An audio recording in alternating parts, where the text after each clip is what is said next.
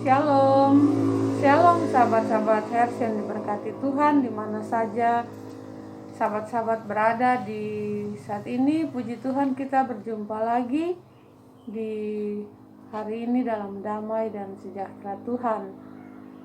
Bersyukur untuk hari baru, hari pemberian Tuhan yang Tuhan anugerahkan dalam kehidupan kita. Juga nafas kehidupan yang Tuhan masih percayakan dalam kehidupan kita. Bersyukur untuk berkat-berkat Tuhan. Penambahan setahun usia perkawinan, bahkan bahagia-bahagia lainnya.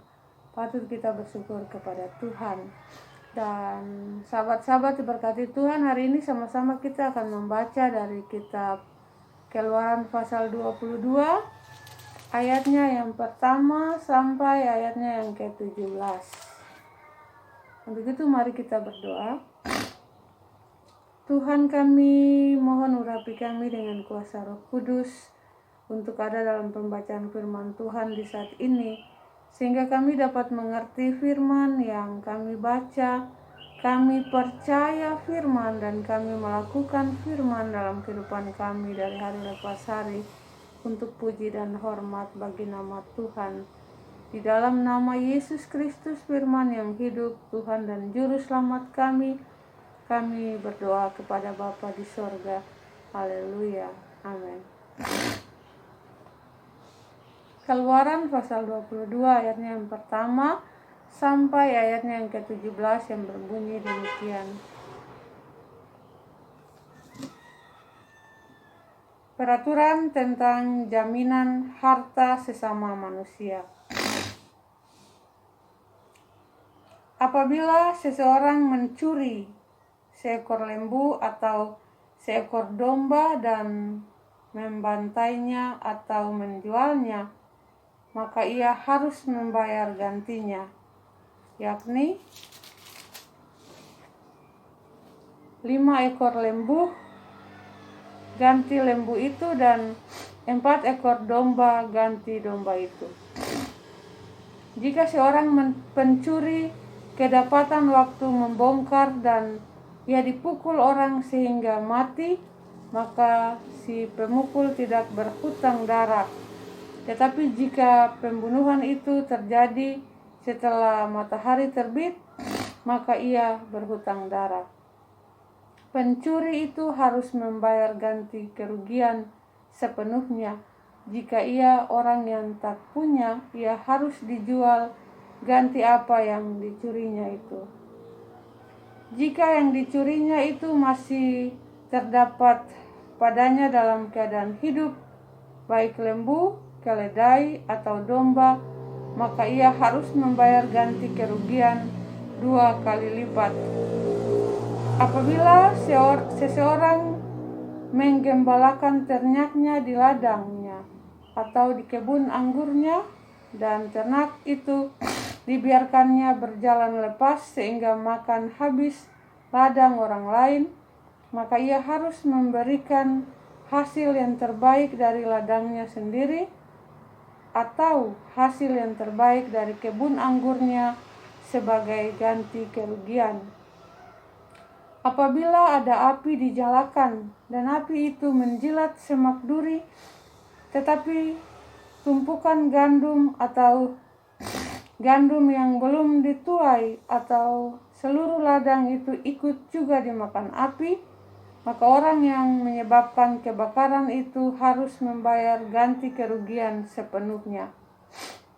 Apabila seseorang menitipkan kepada temannya uang atau barang dan itu dicuri dari rumah orang itu, maka jika pencuri itu terdapat, ia harus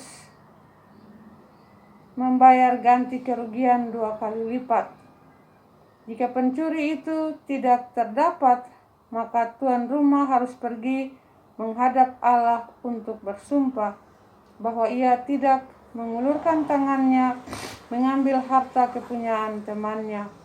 Dalam tiap-tiap pertengkaran harta, baik tentang seekor lembu, tentang seekor keledai, tentang seekor domba, tentang sehelai pakaian, baik tentang barang apapun yang kehilangan. Kalau seorang mengatakan, inilah kepunyaanku, maka perkara kedua orang itu harus dibawa ke hadapan Allah. Siapa yang dipersalahkan oleh Allah haruslah membayar kepada temannya ganti kerugian 2 kali lipat.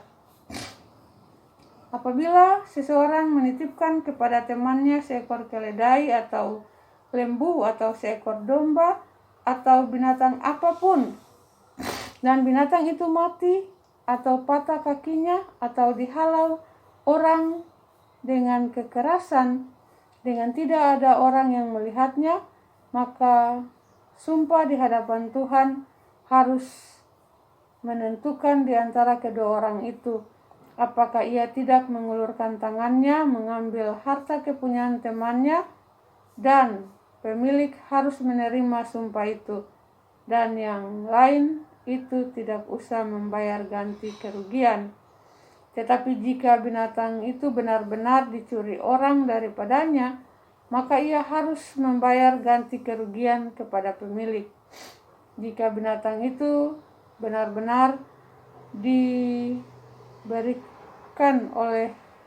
diterkam oleh binatang buas, maka ia harus membawanya sebagai bukti.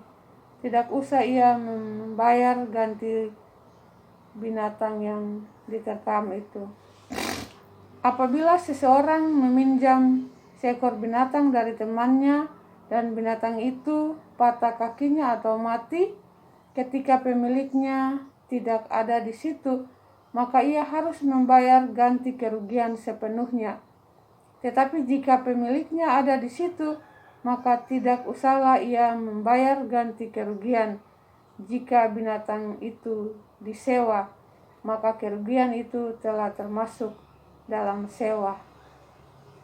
Apabila seseorang membujuk seorang anak perawan yang belum bertunangan dan tidur dengan dia, maka haruslah ia mengambilnya menjadi istrinya dengan membayar mas kawin. Jika ayah perempuan itu sungguh-sungguh menolak memberikannya kepadanya, maka ia harus juga membayar perak itu sepenuhnya, sebanyak mas kawin anak perawan. Demikianlah pasal pembacaan firman Tuhan di saat ini yang menjadi makanan rohani kita. Berbahagialah kita yang mendengar firman, percaya firman, dan melakukan firman dalam kehidupan kita sehari-hari. Untuk puji dan hormat bagi nama Tuhan. Tuhan Yesus memberkati kita semua. Haleluya. Amin. Shalom.